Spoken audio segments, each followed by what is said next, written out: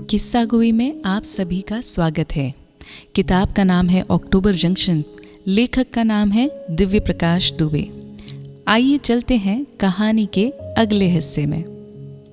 एक साल बाद 10 अक्टूबर 2013, टोक्यो, जापान। सुदीप के बिजनेस में उसके इंडियन इन्वेस्टर की दखल अंदाजी बहुत ज़्यादा बढ़ गई थी। यहाँ तक कि उस पर यह दबाव डाला जा रहा था कि वह कंपनी के सीईओ के पद से रिज़ाइन कर दे। सुदीप यह लड़ाई किसी भी कीमत पर हारना नहीं चाहता था, इसलिए उसने जापान की कंपनी एस बैंक को फंडिंग के लिए अप्रोच किया था। सुदीप, अभिजात और सुनैना अपनी इन्वेस्टमेंट फर्म एस बैंक के हेड ऑफिस में बैठे थे। सुदीप को अपना बिजनेस बढ़ाने के लिए और रुपयों की ज़रूरत थी। थोड़ी ही देर में मीटिंग शुरू होने वाली थी। अभिजात और सुनैना अपने लैपटॉप में प्रेजेंटेशन फाइल कर रहे थे। कमरे में एस बैंक की तरफ से एक अमेरिकन और एक हिंदुस्तानी आदमी बैठा था। सभी लोग एस बैंक के चेयरमैन मियाज़ाकी-सान का इंतज़ार कर रहे थे। आज बड़ा फैसला होने वाला था, क्योंकि अगर आज सुदीप को बिजनेस आगे बढ़ाने के लिए रुपए मिलते तो उनका प्रॉमिस था कि वो लोग अगले 2 साल में इंडिया की नंबर 1 ट्रैवल कंपनी बन सकते थे। मीटिंग शुरू होते ही अभिजात ने बोलना शुरू किया। उसने बताया कि कंपनी ने कुछ अच्छा किया है, उनका ट्रैफिक भी बढ़ रहा है। उसको प्रेजेंटेशन को बीच में रोककर मियाज़ाकी-सान ने उसको बोला कि आपने तो इससे बहुत ज़्यादा प्रॉमिस किया था। इसके जवाब में सुनैना और अभिजात ने समझाने की कोशिश की, लेकिन उनकी बात से जापानी आदमी कन्विंस नहीं हुआ। सुदीप उनकी बातचीत में अभी तक चुप था। मियाज़ाकी ने पूछा कि आप अपना ट्रैवल का बिजनेस कैसे बढ़ाएंगे। इससे पहले कि अभिजात इसका जवाब देता, सुदीप अपनी सीट से खड़ा हुआ और मियाज़ाकी की तरफ देखकर समझाना शुरू किया। सुदीप ने कहा, सर, मैं आपको ये समझाना चाहता हूँ कि हम लोग ट्रैवल बिजनेस है ही नहीं। सुदीप की ये बात सुनते ही पूरे कमरे में सब लोग सकते में आ गए। अभिजात और सुनैना एक दूसरे को देखने लगे। उन्हें समझ ही नहीं आया कि यह सुदीप क्या कर रहा है। सुदीप ने अपनी बात जारी रखते हुए कहा, सर, अगर हम केवल एक ऐसी साइट है जो लोगों को एक पॉइंट से दूसरे पॉइंट ले जाती है, मतलब कि अगर हम केवल टिकट बेचने के बिजनेस में हैं, तो हमारा बिजनेस कभी ग्रो नहीं करेगा। हम लोग असल में एक्सपीरियंस बेचने का बिजनेस कर रहे हैं। कोई अगर दिल्ली से लद्दाख जाता है तो हमारा काम केवल उसको एक कार और ड्राइवर या एक बाइक देना नहीं है। हमारा काम है कि उस ट्रैवलर के पूरे ट्रिप में एक एक मिनट का एक्सपीरियंस ऐसा रहे कि वो ज़िंदगी भर भूल ही ना पाए और लौटकर अपने पूरे सर्किल में सबको बताए। सुदीप ने बिज़नेस को बढ़ाने के लिए कोई भी ऐसा वादा नहीं किया कि इतने रुपए का रिटर्न आ जाएगा। सुदीप का पॉइंट बहुत क्लियर था। उसने उस मीटिंग में मियाज़ाकी को समझाया कि दुनिया भर में ट्रैवल को लेकर रुझान बहुत बढ़ रहा है। उसने आगे यह समझाया कि इंडिया में आज से 10 साल पहले बहुत कम लोग लद्दाख जाते थे, लेकिन अब धीरे धीरे लोगों ने जाना शुरू किया है। 90% में जो लोग पैदा हुए हैं वो सेव करके ट्रैवल करना चाहते हैं। यह सेम ट्रेंड यूरोप के देशों में पहले से था, लेकिन इंडिया में ये सब पहली बार हो रहा है और आने वाले सालों में ये बहुत बढ़ने वाला है। सुदीप ने इंडिया की सारी बड़ी बाइक ट्रैवल कंपनी में स्टेक ले लिया था। सुदीप की अपने बिजनेस को लेकर विजन और क्लैरिटी अभिजात और सुनैना से कम 5 साल आगे की थी।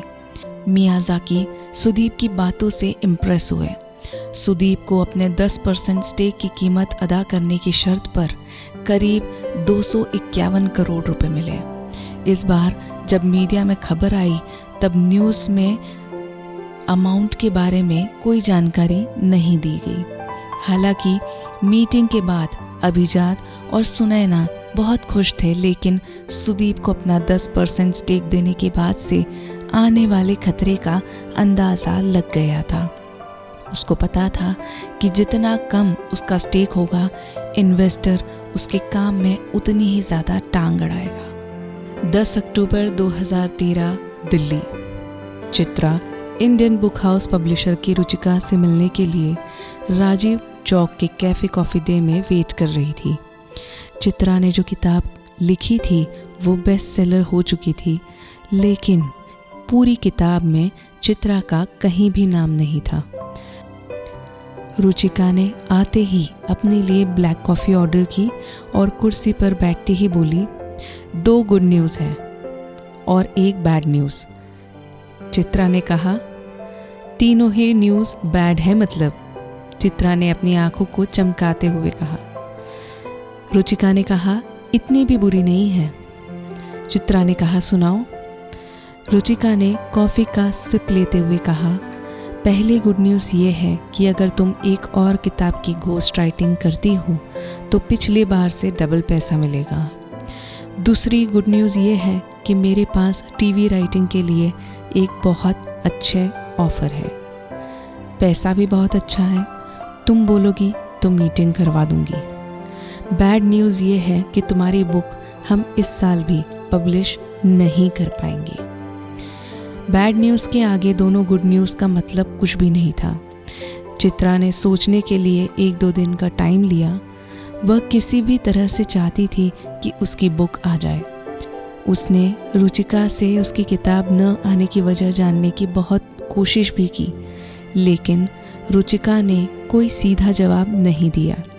उसने टॉप मैनेजमेंट वगैरह की कोई बात बोलकर उसको टरका दिया।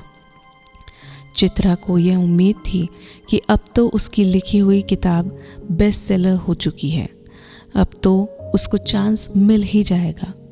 पैसे की दिक्कत तो थी ही, क्योंकि पिछली बार भी घोस्ट राइटिंग करके उसको इतने पैसे नहीं मिले कि वह आराम से 1-2 साल काट पाए।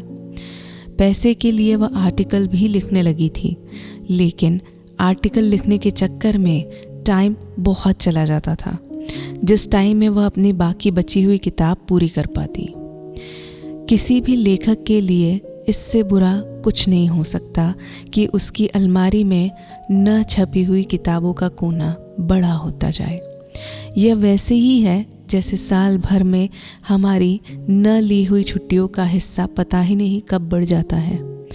जिंदगी में न जिए हुए दिनों का कोटा बढ़ता जाता है। खुद को सीरियसली लेने के चक्कर में आदमी भूल जाता है कि एक दिन सब ठाट धरा रह जाएगा। हर बीता हुआ दिन अपने न जिए जाने का हिसाब मांगता है। सब कुछ ठीक है और कुछ भी ठीक नहीं जैसे ख्याल इसलिए आते हैं ताकि आदमी अकेले में बैठकर जिंदगी से ऊब सके, इतना ऊबे कि जिंदगी से आंख मिचौली करने की हिम्मत जुटा सके। उबे हुए लोग ही गूगल मैप का छोटा सा रास्ता छोड़कर सड़क के किनारे की पगडंडी वाला लंबा रास्ता लेते हैं। नज़ारे बदलने से नज़रिया भी बदल जाता है। यह बात किसी बूढ़ी औरत ने कही थी। औरतों को नज़ारा बदलने के लिए आदमी से ज़्यादा चलना पड़ता है। चित्रा का रास्ता लंबा भी था और अलग भी, इसलिए मुश्किलें ज़्यादा न भी हो लेकिन नई थी। 10 अक्टूबर 2013 की शाम को सुदीप और चित्रा दोनों इतने उदास थे कि दोनों का एक दूसरे को पहले कॉल करने का मन नहीं किया। दिन खत्म होने के पहले सुदीप ने जापान के रात 11:30 बजे चित्रा को कॉल किया। उस समय चित्रा की घड़ी में 8 बज रहे थे। वह दिल्ली में अपने घर पर थी। उसके साथ में कोई लड़का था। चित्रा के लिए ऐसे लड़कों के साथ सोना कुछ नया नहीं था। अकेलापन अच्छी बीमारी है, कभी फ़ायदा करती है तो कभी बहुत नुकसान। अपने आप से चाहे कोई कितना भी प्यार करता हो, लेकिन आदमी सबसे जल्दी और सबसे ज़्यादा खुद से उगता जाता है। सुदीप अपने होटल के कमरे में सुनैना के साथ रुका हुआ था। उसको सुबह से याद था कि आज 10 तारीख है और आज के दिन वह और चित्रा मिलते हैं। चित्रा को भी यह बात अच्छे से याद थी। चित्रा के फ़ोन उठाने की वजह से साथ वाला लड़का थोड़ा डिस्टर्ब हुआ। इधर सुदीप का एकदम से बिस्तर से उठ जाना और चित्रा को फ़ोन करना सुदीप की गर्लफ्रेंड सुनैना को कुछ अच्छा नहीं लगा। फ़ोन मिलने के बाद से दोनों की बस तसल्ली हुई कि दोनों को एक दूसरे की याद है। दोनों की एक दूसरे की ज़िंदगी में साल में एक दिन ही सही लेकिन पक्की जगह है। सुदीप ने चित्रा को जताया कि आज सुबह से ही वह उसे याद कर रहा था। उसने यह भी जोड़ा कि उसे बहुत सारी बातें करनी हैं। चित्रा ने यह जताया कि कैसे 1 साल बीत गया। सुदीप ने कहा, मुझे ब्रेक चाहिए। चित्रा ने जवाब दिया, मुझे भी। वे एक दूसरे की खामोशी सुन ही रहे थे कि चित्रा के कमरे से उस लड़के ने आवाज़ लगाई। सुदीप को थोड़ा अजीब लगा। सुदीप ने तुरंत ही फ़ोन काट दिया। चित्रा ने फ़ोन रखते ही उस लड़के को घर से जाने के लिए बोला। उस लड़के ने चित्रा को 1-2 गाली दी और कमरे से निकल गया। उधर सुनैना दूसरी तरफ मुंह करके लेट गई। सुदीप अब भी बैठकर अपने मोबाइल में कुछ टाइप कर रहा था। उसने एक मैसेज टाइप करके चित्रा को भेजा। If we are not together for real reason like kids, security or emotional support, then we should be together for unreal reason like happiness, good company and comfort. मेरी lines नहीं है लेकिन कहीं पड़ी थी। सुदीप यह मैसेज भेजकर लेट गया। तभी उसका फ़ोन बजा। उधर से चित्रा का मैसेज आया था। रसल क्रो की एक फिल्म थी ब्रेकिंग अप, उसमें ये लाइंस थी, कुछ साल हमसे नाराज़ होते हैं, लाख कोशिश करने पर भी वह मानते नहीं। यह साल सुदीप और चित्रा की ज़िंदगी का वही साल था। दुनिया भर में 13 को बुरा मानने की अपनी अपनी वजह है। सुदीप और चित्रा के पास 2013 को अच्छा मानने की एक भी वजह नहीं थी। साल बुरा हो तो याद कर लेना चाहिए कि अगला साल आकर सब कुछ बदल देगा। साल 2013 में सुदीप और चित्रा अपने अक्टूबर की 10 तारीख खो आए थे। कुछ पा लेने के बाद जब हम एक गिलास ठंडा पानी पीकर सुस्ताते हैं तब याद आता है कि हमारा वो एक हिस्सा खो गया जो इतना कुछ पाना चाहता था। चलते फिरते हम रोज़ कितना कुछ खोते जा रहे हैं कि याद ही नहीं रहता कि कब बैठकर हमने आसमान में तारे गिने थे, कब आखिरी बार अपनी एक हाथ की उंगली को दूसरे हाथ की उंगलियों से छुआ था, कब बिना बात के ऐसे ही अपने मोबाइल पर किसी बिसरे हुए दोस्त को बिना किसी काम के कॉल किया था। दोस्त जो अब थोड़ा अजनबी हो चुका है। कब शोर के बीच हमने किसी चिड़िया की आवाज़ को बचाने की कोशिश की थी। कब हमने 12 महीने के बच्चे के जैसे धूप को कमरे में झांकते हुए देखकर चौंक गए थे। कब डूबते सूरज के साथ 10 रुपए की मूंगफली खाई थी। कब रात भर बातें की थी। कुछ पा लेने की राह पर रोज़ भागते हुए हम भूल ही जाते हैं कि अपने खोए हुए हिस्से को बचा लेना ही असली पाना है। हम शाम होने तक अपने पीछे एक पूरी दुनिया खोकर लौटते हैं। दिन ऐसे खाली होकर साल होते जाते हैं। कहानी का अगला भाग सुनने के लिए हमारे इस वीडियो को लाइक करिए और हमारे चैनल को सब्सक्राइब करिए।